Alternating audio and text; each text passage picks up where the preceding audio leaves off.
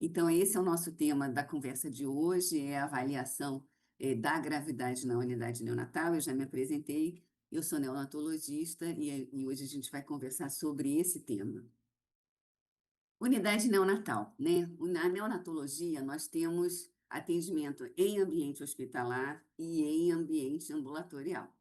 E hoje a gente vai conversar de um ambiente dentro de uma unidade hospitalar. A unidade neonatal é em hospital ou em maternidade, com uma equipe de hospitalistas, né?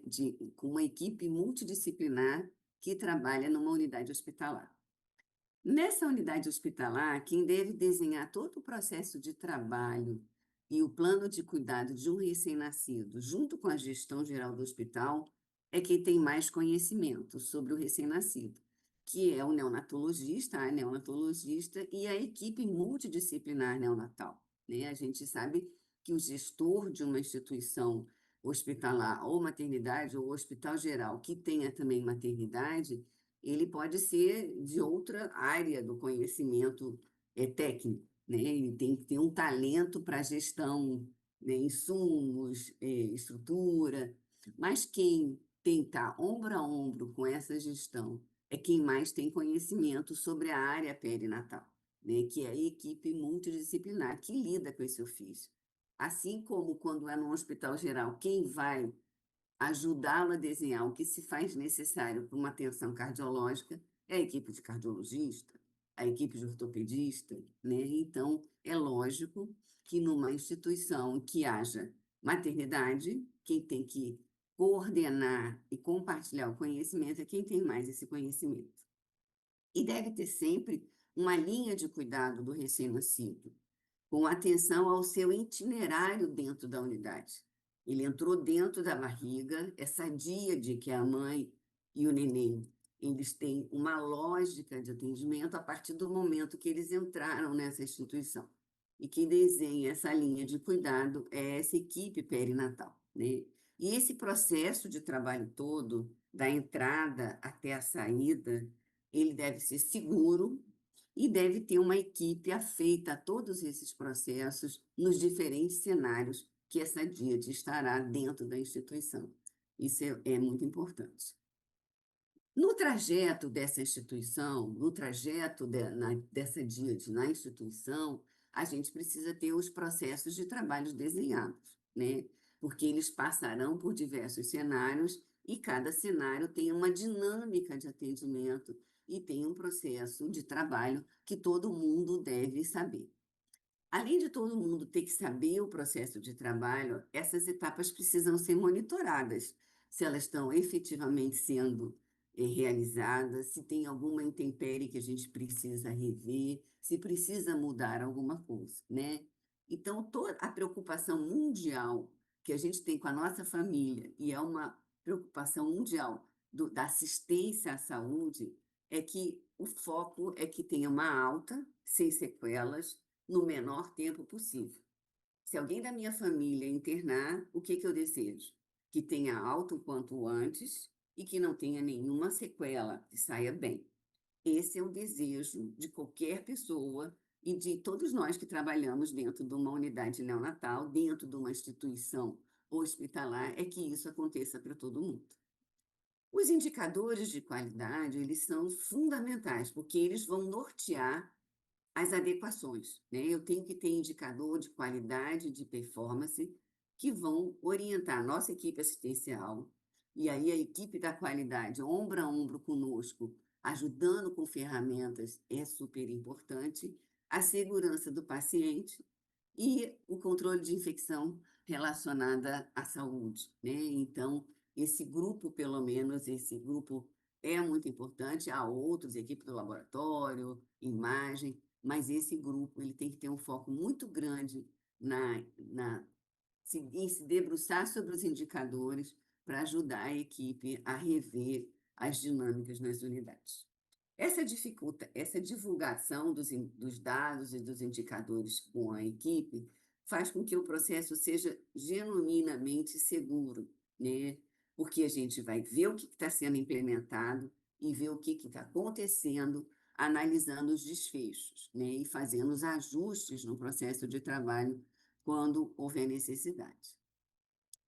Eu trago para vocês que essa preocupação é uma preocupação internacional, é uma estratégia de organização internacional. Desde 1976, a Academia Americana de Pediatria incluiu, em muitas publicações, foram incluídas as definições de escalonamento dos cuidados hospitalares, que são os cuidados apropriados ao risco, né? Nos quais os bebês eles são colocados de acordo com a sua complexidade ou sua imaturidade em cenários nos quais existe uma equipe qualificada com os recursos adequados que vão resultar em melhores desfechos, né? Esses níveis de cuidados da Academia Americana de Pediatria, eles já foram publicados desde 1976 e de quando em vez eles são atualizados, né? Por exemplo, essa é uma atualização que ele coloca, atualizando essas declarações de níveis de cuidado, e eles são super importantes, porque eles fazem a revisão das evidências de que os níveis de cuidado precisam ter definições uniformes e aplicáveis nacionalmente, com padrões consistentes, né, de definição do nível, de gravidade de cada bebê, para que ele seja colocado no cenário adequado para sua demanda de atenção. Mas não é só na Academia Americana de Pediatria. A Sociedade Brasileira de Pediatria também, como uma sociedade à semelhança da Academia Americana de Pediatria, publica sistematicamente essas orientações, né, de infraestrutura para o atendimento integral ao recém-nascido, né? E aqui a gente tem uma publicação de 2004 que coloca a dinâmica ou a linha de cuidado que a gente deve ter para um recém-nascido. Então, o atendimento ao recém-nascido na sala de parto, o alojamento conjunto, unidade de cuidados intensivos, unidade de cuidados intermediários, unidade de canguru e transporte neonatal. Essa publicação de 2004 já coloca toda essa dinâmica e esses pacotes de atendimento nessas diferentes situações. Então, isso não é só uma preocupação da Academia Americana de Pediatria, a Sociedade Brasileira de Pediatria, com o seu departamento de neonatologia, também se debruça sobre isso. Aqui é uma nova publicação da Sociedade Brasileira de Pediatria, do Departamento de Neonatologia, reforçando esses cenários de atendimento, ampliando aqui para o ambulatório do acompanhamento do baixo risco e também atenção integral ao desenvolvimento ao recém-nascido, egresso de unidade neonatal, que é um recém-nascido de risco. Vocês vejam que isso também é alvo de publicações e de recomendações da Sociedade Brasileira de Pediatria. E nessa publicação, vejam só, eles colocam o que é uma unidade de cuidados intermediários, né? Primeiro, é uma unidade que recebe recém-nascidos que vêm da unidade de terapia intensiva, né? A observação das primeiras 72 horas de vida de paciente com peso entre 1.500 e 2.000. Presença de desconforto respiratório leve, vai direto para a unidade intermediária. Necessidade de venóclise para infusão de glicose, eletrólise e antibióticos e o tratamento para hiperbilirrubinemia grave. Isso, pela Sociedade Brasileira de Pediatria, ele vai para o cenário da unidade de cuidados intermediários. Quem vai para a unidade de cuidados intensivos? Portadores de instabilidade hemodinâmica, distúrbios metabólicos graves, insuficiência respiratória, alterações das funções vitais, peso menor que 1.200, pacientes que necessitam de indução parenteral, cateterismo, cirurgia e outras indicações. Então, a gente tem na Sociedade Brasileira de Pediatria um desenho do que deve ser admitido nos diferentes cenários da unidade neonatal, sabendo que unidade neonatal, né, ela tem 3 setores, a unidade de terapia intensiva, unidade de cuidados intermediários e unidade de cuidados intermediários canguru. Isso é o que nós chamamos de unidade neonatal. Continuando a Sociedade Brasileira de Pediatria, esse é o documento mais recente, de 2018, ele reforça uma série de situações, mas esse do nascimento seguro, colocando que na presença de fatores de risco não pode haver só um elemento qualificado para atender uma criança que esteja gravemente enferma ou que tenha alguma necessidade especial, nós precisamos de 2 ou 3 profissionais, né? Isso é o que está na recomendação de um nascimento seguro. E não só a Sociedade Brasileira de Pediatria, mas o Ministério da Saúde, né, na sua portaria 930, coloca os diferentes cenários que uma instituição hospitalar, né, uma maternidade, deve ter quando ela atende recém-nascidos, né? Você tem que ter, na unidade neonatal, terapia intensiva, unidade de cuidados intermediários, que se divide em unidade intermediária e unidade de cuidado intermediário canguru.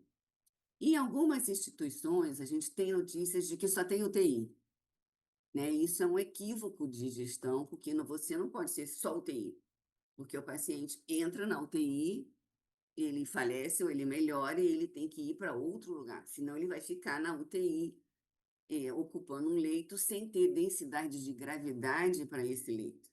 E isso é uma coisa nefasta. Eu não quero ficar na UTI nem um minuto a mais se eu lá não preciso ficar. E não quero que ninguém da minha família fique na UTI se lá não precisa estar, né? Tem que ir para uma outra modelagem de cuidado, lógico. E muito ruim eu estar num cenário que eu não deva estar. Mas pior ainda é se ocupar o leito e não deixar quem precisa daquele leito entrar.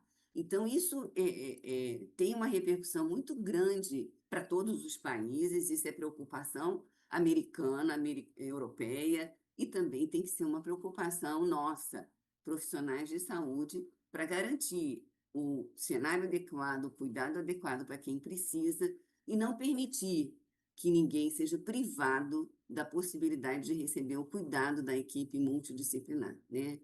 A gente tem notícias que às vezes não tem essa divisão, o TI e o 5, ok? Mesmo nos Estados Unidos, quando a gente visita, e até na Europa, às vezes tem um grande salão que é a unidade neonatal, e aí eles dividem por densidade de gravidade, né? Nessa ala, as crianças de terapia intensiva, e nessa ala, as de crianças de unidade intermediária. Aqui no Rio, a gente tinha Carmela, que tinha a UTI, ao 5 e ao 5, né? Numa progressão, numa grande área. Isso pode acontecer, mas ter só leito de UTI, isso é um equívoco científico e de gestão muito importante, que a gente, sendo possuidor de todo desse arcabouço teórico que a gente tem, isso a gente precisa compartilhar, porque nós somos as pessoas que temos a possibilidade de compartilhar esse conhecimento com todo mundo, né? Então, o escalonamento do cuidado, ele é absolutamente científico e acadêmico, e isso precisa ser garantido para todo mundo. Essa preocupação não é uma preocupação, eu compartilho com vocês que é uma preocupação internacional, né? A alocação na unidade adequada, de acordo com a demanda de cuidado, ela é muito importante. Aqui muitas pessoas conhecem o Robert, que ele é da Vermont, e aí esse artigo é muito elegante, é muito interessante, porque ele traz assim o valor do cuidado neonatal, a literatura sobre o valor do cuidado do ponto de vista de testes e tratamentos específicos, né? Ele começou a focar na ampla variação da adequação da alocação dos pacientes, né? Esse trabalho coloca isso para a gente, né?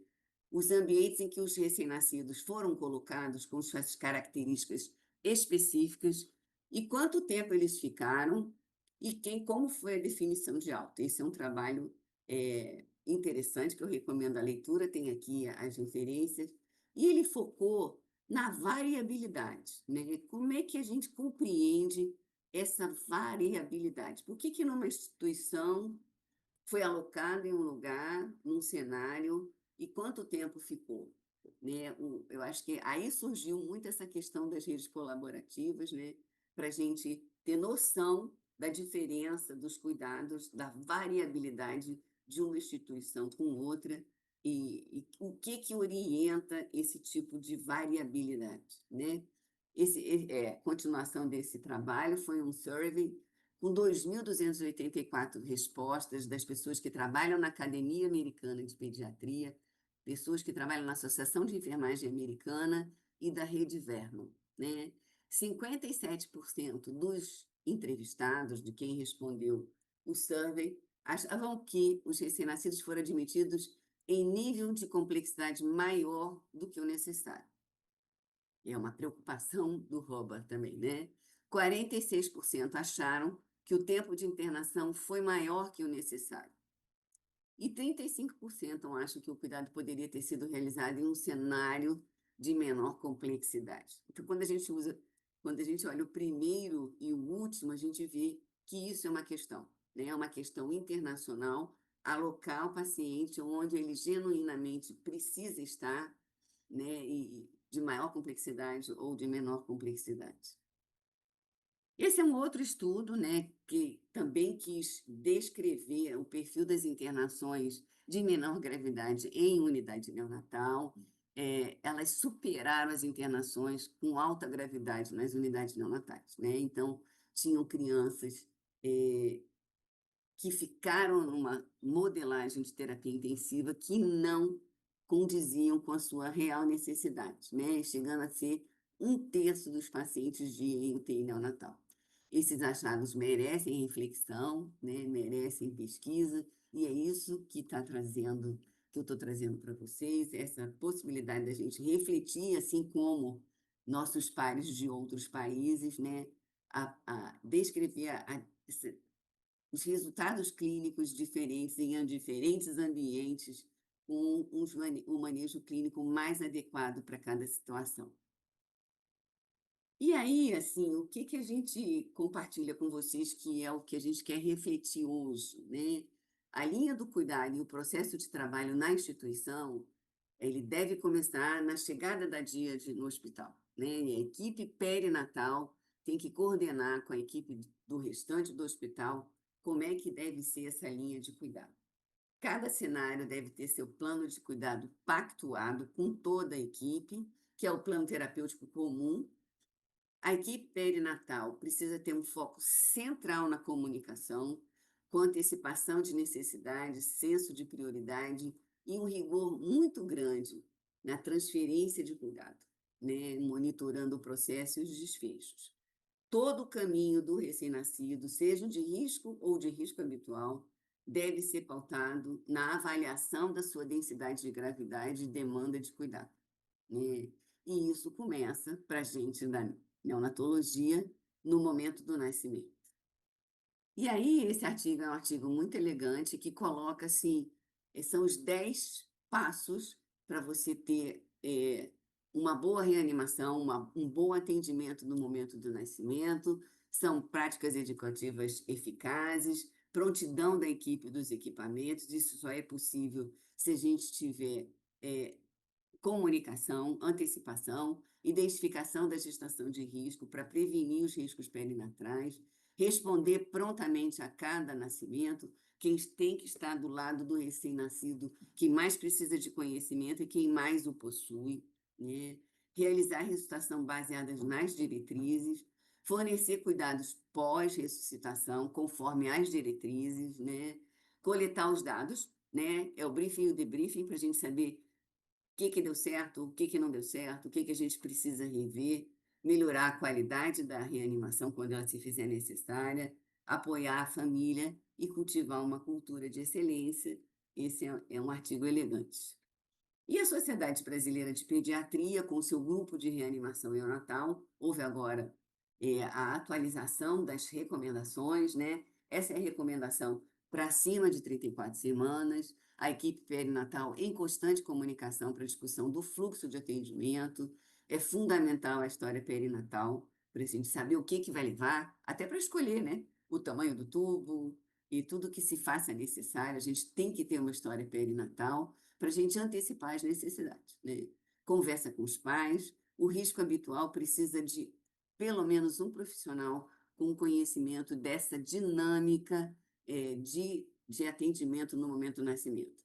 Se houver necessidade, haverá reanimação, senão serão os cuidados usuais contato pele a pele, com a mãe ou com o pai, garantir a temperatura, campeamento oportuno do cordão. Isso está dentro do escopo do cuidado perinatal. Precisar de reanimação é se houver indicação. Mas antes existem os cuidados no momento do nascimento e isso nas diretrizes da reanimação, no risco habitual, pelo menos um profissional. Mas no risco, na criança de menor de 34 semanas, são 2 a 3 profissionais, né? Isso é muito importante, que a equipe perinatal, em constante comunicação para a discussão do fluxo do atendimento, né? Eu tenho notícias de que muitos neonatologistas acham assim, não, o meu trabalho começa da porta de vidro para dentro. Então, se nasce um neném lá na admissão, ou se tem um outro neném em outra situação, né, eu só vou atuar a partir do momento da porta de vidro para dentro, porque eu sou da UTI neonatal. Né? Eu acho que isso a gente precisa conversar, né? Porque naquele CEP, naquele endereço, quem tem que atender o neném mais grave é quem tem mais experiência, né? Isso é muito importante. E também deve ser a pessoa que norteia essa dinâmica do cuidado. A equipe perinatal tem que ter uma comunicação e uma discussão desse fluxo e a antecipação de necessidades fundamentais, com conversa com a família e 2 a 3 profissionais, pelo menos um seja pediatra, né? Acho interessante que o outro seja um enfermeiro e um fisioterapeuta. O fisioterapeuta no atendimento ao recém-nascido no momento do nascimento foi um salto gigantesco. Eu posso compartilhar com vocês a minha experiência nesse sentido, que faz toda a diferença se você vai para um atendimento na sala de parto de um neném pequeno, de 800 gramas, de 1.000 gramas, e você tem uma enfermeira e um fisioterapeuta. Né? A dinâmica do processo de trabalho é muito melhor. Uma criança pequena não pode ser só um profissional, né? A gente precisa ter 2 a 3, é isso que está na diretriz, e ainda mais quando a gente advoga fortemente que assim que o neném nasça, CPAP nasal, né? E aí a gente ter essa equipe para trabalhar harmonicamente nesse momento, isso garante um atendimento seguro, né? Feito o atendimento, o transporte. O transporte depois de uma criança pequena que precisou de reanimação, ou que não seja pequena, mas que precisou de 3 profissionais para o seu atendimento, não é um transporte qualquer, né? Ele precisa ser feito com muita responsabilidade e seguindo todas as regras de segurança, porque senão todo aquele trabalho que você teve de estabilizado se perde até que ele chegue na unidade neonatal, né? Então, é importante que também se debrucem sobre essa lógica da linha de cuidado até chegar na unidade neonatal, e o transporte é um item que eu não posso deixar de fazer uma referência importante, que é você só transporta quando está estabilizado e você tem que transportar de forma segura. O debriefing é um componente fundamental, né? Depois que acabou tudo, e aí, foi tudo bem? Não, ali teve uma falha, aqui não, tem que ser uma orquestra, né? E aí a gente precisa estar sempre revendo como é que está essa dinâmica do atendimento, isso é fundamental. Aqui é outra publicação dentro dessa linha de alocação na unidade adequada e de acordo com a demanda, é só para mostrar para vocês que isso está acontecendo, né? Essas publicações estão sendo essas publicações estão sendo disponibilizadas para que todos nós estudemos e tenhamos isso na nossa cabeça, na nossa preocupação, na nossa agenda. E aqui é um outro trabalho dizendo que 12% dos recém-nascidos atendido em unidade neonatal, dentro do período do estudo, 20% foram considerados de baixa gravidade, né? E assim vai nessa linha de que representa uma população de unidade neonatal, bebê com baixa gravidade em UTI. Então, devemos avaliar, esse estudo é bem interessante, a variabilidade nas admissões da UTI neonatal, né? Entre os hospitais, que utilização de recursos a gente tem para os diferentes bebês, de acordo com a sua demanda de cuidados, de acordo com a sua gravidade. Então, assim, esses trabalhos são muito importantes porque, assim, o local do nascimento não é um local de internação. Nós temos notícias de crianças que ficam internadas em centro obstétrico em local do nascimento, algumas em pronto-socorro pediátrico, sendo um recém-nascido de 1.000 gramas, de 800 gramas. Né? Isso não existe. O local do nascimento não é o local de internação. Você não vai visitar um parente seu no centro cirúrgico, no centro obstétrico. Né? O centro obstétrico ele tem uma dinâmica de trabalho muito específica. Não é local de internação. Né? Você pode deixar a mãe ou o bebê por algumas horas para que você estabilize e dê um destino. Nenhum recém-nascido retorna do alojamento conjunto para o centro obstétrico. Isso não existe. Não existe. Ah, mas lá tem um pediatra. O pediatra é uma pessoa. O processo de cuidado da enfermagem, de toda a equipe multidisciplinar, é absolutamente diferente. As pessoas que estão no centro obstétrico, numa sala de parto, ou no centro cirúrgico, eles têm uma lógica de funcionamento de processo de trabalho muito diferente. Então, a gente tem notícias disso, e eu acho que isso é muito importante que a gente discuta isso, porque isso é um equívoco acadêmico de gestão, de processo de trabalho, de cuidado, de segurança do paciente, né? Os critérios clínicos e da demanda de cuidado, eles dependem da equipe multidisciplinar. Né? Então, é equipe multidisciplinar. Um bebê precisa da equipe médica, de enfermagem, fisioterapeuta, fonoaudiólogo. Né? Muitas vezes a gente entra na unidade, numa terapia intensiva, e não precisa nem pegar o prontuário. Né? A gente, só de olhar os pacientes que estão lá na unidade, a gente percebe que há equívocos na alocação pela sua densidade de gravidade. Né? Isso é importante. Essa equipe precisa ter esse desenho todos os dias, né, discutir no round, na reunião, na ronda, como vocês queiram, e a gente precisa garantir o cuidado progressivo. Né? Isso é o técnico, o ético. Né? E todo hospital tem que saber dessas metas e planos terapêuticos para garantir que eles aconteçam. Não só o prontuário, como a nossa vivência de entrar na unidade, mas a gente pode ter ferramentas, né? Existem ferramentas, umas sempre começam para adulto e são adaptadas para o mundo neonatal, mas é importante que a gente, não só o nosso conhecimento científico, mas também algumas ferramentas, elas fundamentam e apontam alguns equívocos na alocação dos pacientes nos diferentes cenários, né? Esse é o NICE, é um instrumento de densidade de trabalho, tempo e o movimento da equipe de enfermagem no cuidado. Como eu comentei com vocês, começa para o adulto, depois é adaptado para a área neonatal. A gente tem teses e outros trabalhos que se debruçaram sobre essa adaptação para o mundo neonatal, então a gente tem isso também, né? O SNAP-2, né, também que é um score de gravidade, ele não prediz, assim, mas é no início, mas você pode fazer. Para isso, ele já tem ele é adaptado para um ambiente neonatal, né?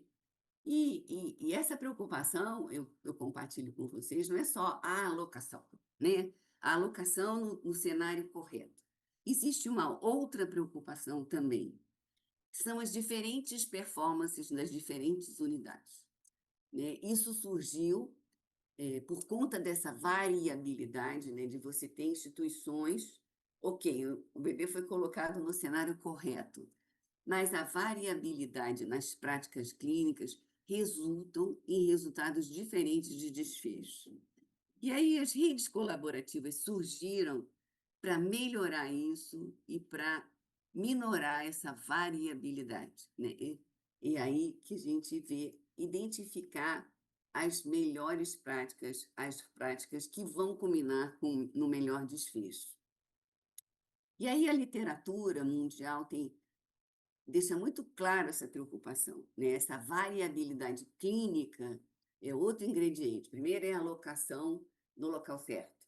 Mas mesmo estando no local certo, essa variabilidade clínica não explicada, né, se tem o mesmo tipo de perfil, por que tem uma evolução diferente, isso tem sido objeto de muitas pesquisas e estudos, né? Essa é uma plataforma, o MCG, que coloca, por exemplo, ela é muito boa para adultos, já tem alguma coisa de pediátrica, mas não tem muita coisa para neonatal, que você coloca, por exemplo, pneumonia em mulher de 32 anos. existe um arcabouço de literatura que diz o tempo que vai ficar internado, né? E isso tem lá as referências e você bebe nessa fonte. Se passa disso, qual é a justificativa? Ah, fez um pneumotórax, fez um derrame, ok. Mas tenta exatamente se dedicar nessa eficiência e diminuindo a variabilidade quando a pessoa interna. Essa é uma outra, né? Exatamente, escolhendo com sabedoria, um momento decisivo na saúde. Essa é uma campanha grande, tem esse site. E foi ela que surge, que culminou com muitas inquietações do ROBA, por exemplo, que é da Rede Verbo, né? Esse é um outro estudo aqui também que coloca 2 pontos percentuais de mortalidade e 12 dias de diferença entre as unidades por conta da variabilidade clínica, variabilidade do plano de cuidado das instituições, né? E aqui é o ROBA que eu estava comentando com vocês, ele é da Rede Vernon, né? O uso de testes e tratamentos desnecessários, esse é um trabalho de 2015, né? É um desenho muito interessante. Eles quiseram, foi por conta daquela campanha Escolhendo com Sabedoria, né? É que uma equipe médica, eles fizeram esse estudo com 51 pessoas, 28 organizações perinatais, se debruçaram, usaram um grade para ver o nível de evidência de algumas estratégias e publicaram 5 itens que serviu para estudo deles, né? Eles colocaram 5 escolhas sábias, né? 5 escolhas que deveriam ser sábias e que eles viram que não eram sábias nesse estudo, né? Usou uma estrutura muito interessante. E na conclusão, que a estrutura do cuidado baseada em equipe, com representação multidisciplinar, né, sabendo que a neonatologia foi uma das primeiras a defender a medicina baseada em evidência, muita gente acha que não, aqui é o contrário, a neonatologia que começou com medicina baseada em evidência e depois foi para adulto, né? E essas redes colaborativas, o surgimento da importância das redes colaborativas para tentar minorar essas diferenças, essa variabilidade do processo de trabalho, né, com mensuração e mudanças em grande escala. Vejam só, nesse estudo publicado pelo Roba e pelos outros autores, em 2015, eles descobriram que, por exemplo, seriam top 5 tópicos que eles identificaram como já tendo evidências robustas e que, mesmo assim, eles viram que isso acontecia em 2015. E aí a publicação diz: uso rotineiro de antirrefluxo para tratar a doença de refluxo. E a gente, em 2015, a gente ainda vê isso sendo prescrito em unidade neonatal. Não, mas não vai fazer mal. Claro que vai. Você altera o pH, você pode aumentar alteração, proliferação bacteriana e fúngica. Então, né, isso está publicado já nesse artigo do Roba desde 2015, e a gente tem notícias que isso ainda existe. Evitar a continuação rotineira de antimicrobiano com mais de 48 horas em recém-nascidos assintomáticos. Não tem evidência, né? Se não tiver sem infecção bacteriana. Eu lembro que essa publicação é de 2015. Evitar o uso rotineiro de radiografia. Antes da alta, por apneia persistente ou por prematuridade. Vamos fazer uma radiografia antes da alta. Né? Evitar radiografia de tórax todo dia, porque está entubado. Evitar triagem rotineira de ressonância. Isso aqui no Brasil a gente não tem, né? No momento do termo, né? Então, eu acho que o Roba, quando fez essa publicação em 2015, ele pensou muito em como minorar com as redes colaborativas. E a gente tem outros exemplos para conversar com vocês, né? A equipe mais qualificada tem que estar no momento do nascimento, com 2 ou 3 profissionais, né? Isso é um exemplo de evidência. Evitar ao máximo ventilação, priorizando o uso do CPAP nasal no momento do nascimento e na unidade neonatal. Postergar a dieta porque foi sofridinho, isso é nefasto, né? Isso, assim, a despeito das múltiplas apresentações do Joseph New no Brasil, ele já veio várias vezes.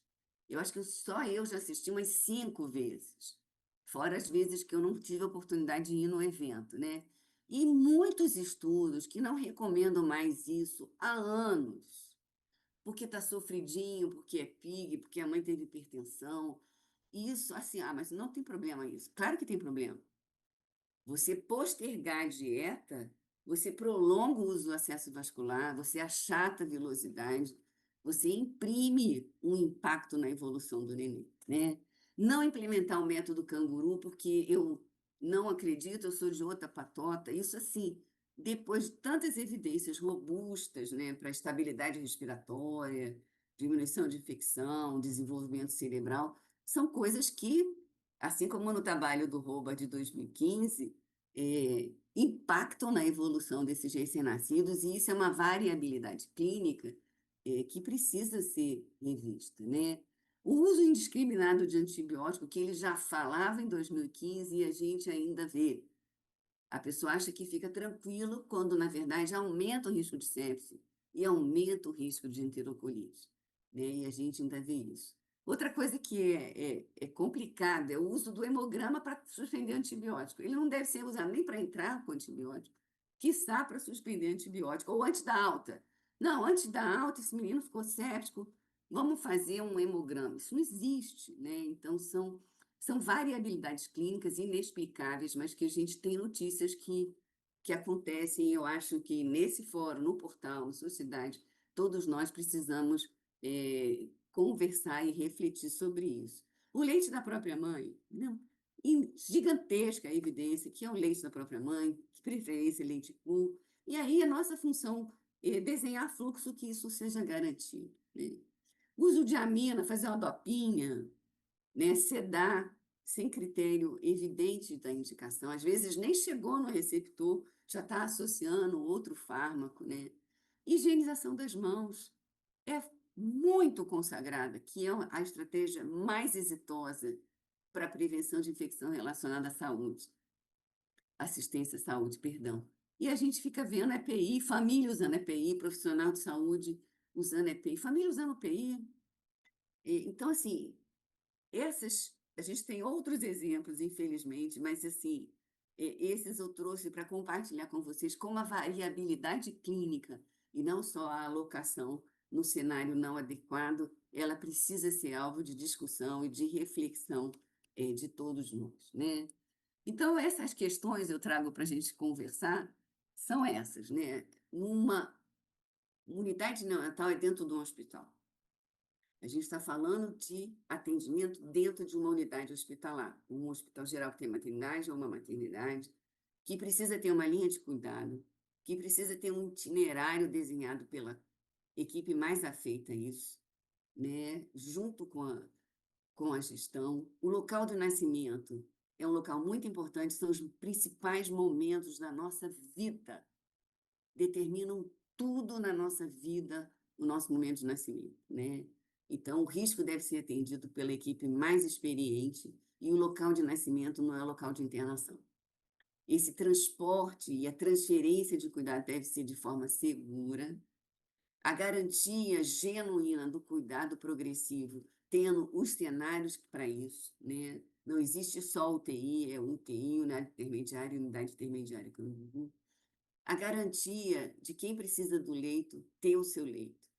É nefasto você dizer que não tem leito para um recém-nascido de 800 gramas que está no centro cirúrgico, no centro obstétrico, e você entrar na unidade neonatal e só de olhar, sem pegar prontuário, sem fazer NAS, sem fazer NIT, sem fazer SNAP, verificar que crianças que ali estão não deveriam estar.